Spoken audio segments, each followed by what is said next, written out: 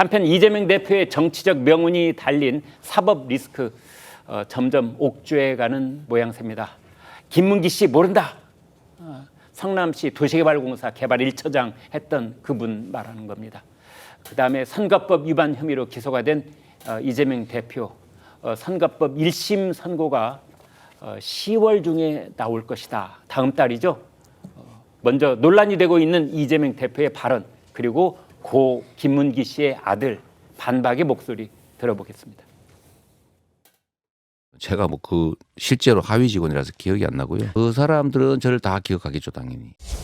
같이 갔으면 그 사람이 얼굴이야 제가 봤겠지만 그 사람이 이 사람인지를 여러분은 어떻게 압니까? 변호사 시절 때부터 연을 맺고 대장동 사업에 온몸과 마음을 바친 아버지를 이재명 후보님은 빈손은커녕 조의를 표하는 연락 한 통 없고 모른다, 기억이 안 난다 이렇게 일관되게 태도를 유지해왔습니다. 이재명 후보는 왜 어째서 아버지를 모른다고 기억이 안 난다고 거짓말을 하는 건지 궁금합니다. 지난 금요일이었죠. 피고인 신문이 진행이 됐었는데 피고인인 이재명 검찰 측과 신경전이 팽팽했다고 합니다. 검찰의 집중 추궁에도 이재명 대표는 끝까지 모른다는 입장을 유지했다고 하는데요. 최 기자, 현장 풍경이 어땠습니까? 네, 일단 이 이재명 대표가 직접 본인이 신문을 받기 위해서 증인석에 선 게 이번이 처음이었습니다. 그 전에 유동규 전 본부장을 직접 질의하면서 상대했던 적은 있는데 본인이 검찰로부터 질의를 받고 답변을 하겠다라면서 증인석에 선 건 이번이 처음이었는데요. 물론 관건은 당연히 이제 김문기 전 처장을 알았느냐 몰랐느냐 이 부분이었습니다. 이재명 대표는 이에 대해서 유동규 전 본부장 때문에 그 당시에도 시끄러웠는데 내가 이 김문기와는 인연이 없었고 또 김문기 전 처장에 대해서 관심을 가질 만한 어떤 이유도 없었다. 이렇게 해명을 하면서 몰랐다라는 기존 입장을 유지했습니다. 우리가 많이 기억하는 것이 그 골프를 같이 치러 갔었다. 해외 출장을 같이 가서 골프까지 친 사이다. 이렇게 얘기를 하잖아요. 근데 그 부분에 대해서도 공친을 할 기억이 없었고 그 사람에 대한 인지는 하지 못했다. 이런 취지로 얘기하고요. 하위 직원과 본인이 당시 시장일 시절에 채통 떨어지게 잡담 같은 걸 나누는 수준은 아니다. 이렇게 얘기를 하고 또 다 같이 이제 유동규 전 본부장도 그렇고 다 같이 성남 패밀리 아니냐 이런 질문도 나왔었는데 사장과 산하기관 팀장이 패밀리라는 건 말도 안 된다. 이런 취지의 부인도 했습니다. 네. 채통 떨어지게. 그러니까 이제 이재명 대표는 피고인 신문으로 검사하고 이렇게 이제 설전을 주고받다 보면은 자신도 모르게 준비되지 않은 말이 이제 톡 나올 수가 있는데 그런 말 중에 내가 채통에 맞지 않게 그 이를테면 아랫사람하고 뭐가 있었겠느냐 이제 그런 식의 말을 해버리고 만 겁니다. 이재명 대표는 사실관계는 어느 정도 인정을 하면서도 김문기 씨를 모른다. 그러니까 자기 주관적인 측면에서는 계속 부인을 하고 있는 그런 상황입니다. 검찰은 특히 2015년 1월에 다녀왔던 호주, 뉴질랜드 출장을 강조하면서 모를 수가 없다 이런 주장을 펼쳤는데요. 과거 이재명 대표와 김문기 씨의 모습을 보시겠습니다. 안에 가면 천년무공 고사리들 많이 있습니다. 사람으로 변신한 거야. 주인장 같습니다, 주인장. 나 얼굴 너무 많이 타버렸어. 오늘 시장님하고 본부장님하고 골프까지 쳤다? 오늘 너무 재밌었고 좋은 시간이었어. 네, 아주 화기애애하게 쳤던 기억이 있습니다. 이거를 기억 못 하실까요? 이제 또 김문기 처장은 아무래도 이제 너무 재밌었고 좋은 추억이잖아요, 본인으로서도. 그리고 시장하고 이렇게 골프도 치고 시장님 공 많이 잊어먹을까봐. 그래서 이제 공도 많이 챙겨오고 카드 다 몰아주고 이제 가서 시장하고 많은 얘기도 하고 이제 그랬고. 이재명 대표는 골프 친 것도 팩트. 보고를 받을 수도 있다. 여기까지는 이제 물러서는데 그러나 김문기 씨를 모른다. 그런 입장은 그대로 이제 견지를 하고 있는 그런 상황입니다. 이런 것들이 설득력이 있다고 봐야 되는 겁니까?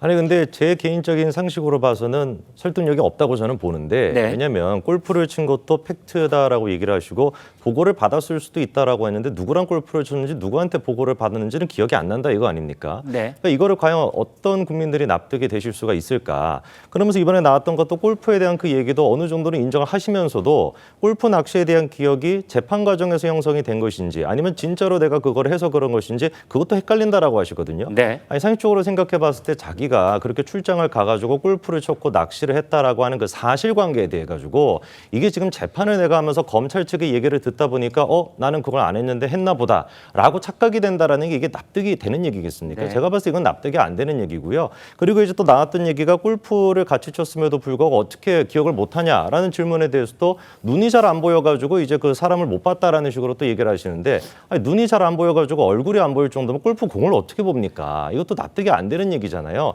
그리고 이제 김문기 씨 같은 경우는 일반 어떤 그 뭐 성남시에 다니고 있는 수천 명의 공무원 중에 한 사람이 아닙니다. 대장동 사건이라고 하는 게 어떤 사건이었습니까? 애당초 이재명 대표가 그 선거법 위반에 대해 가지고 이것 때문에도 마찬가지로 그때 기소가 돼서 재판을 받았었거든요. 네. 그때 같은 경우는 이제 공적을 부풀렸다라고 하는 이유 때문에 재판을 받았었는데 그 재판 과정에서도 실무진으로서 관련된 재판 준비나 자료에 대해 가지고 준비를 했던 사람이 또 김문기 처장이고 그 이후에 나중에 가가지고 이번 대선 때도 마찬가지로 이 대장동에 대한 문제가 불거졌을 때도 김문기 처장이 관련된 자료를 또 정리했다라는 거 아닙니까? 심지어 성남시장일 때 같은 경우는 2015년도에 표창장까지도 줬단 말이에요. 네. 그냥 실무자가 아니라 이런 어떻게 보면 이재명 대표의 정치적인 업적 중에서 가장 중요하다라고 본인이 평가했던 대장동의 핵심 실무자를 갖다가 모른다? 이거는 제가 봤을 때 일반 국민들이 보기에 납득이 어렵다고 봅니다. 네. 더군다나 저 골프가 네. 보통 4명이 치죠. 네.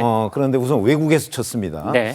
자, 이재명 성남시장 아마 외국에 나가서 골프 칠 기회가 그렇게 많지 않을 거예요. 네. 그리고 4명이 보통 치는데 3명이 쳤습니다. 네. 3명이 치는데 유동규 본부장은 본인이 카트를 몰았고 네. 이재명 대표와 김문기 처장이 둘이 한 카트를 몰았는데 그 한 카트의 운전자가 김문기 처장이에요. 네. 그러니까 이재명 당시 성남시장과 김문기 씨가 둘이 그 카트를 몰고 다니면서 골프를 쳤어요. 네. 그래 놓고서 이제 지금 와서 그 사람이 누군지 모른다 이렇게 얘기하는 거잖아요.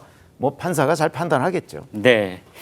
장 변호사님, 네. 지금 이제 이재명 대표의 공직선거법 위반 혐의가 허위사실 유포잖아요. 네. 그러니까 이제 김문기 처장을 몰랐다라는 부분 하나하고 백현동 토지 용도를 이제 상향 조정을 할 때 국토부의 협박성 뭐 압박이 있었다 이제 이런 건데 과거의 선례로 봤을 때 이 정도면은 선고가 어떻게 나왔었습니까?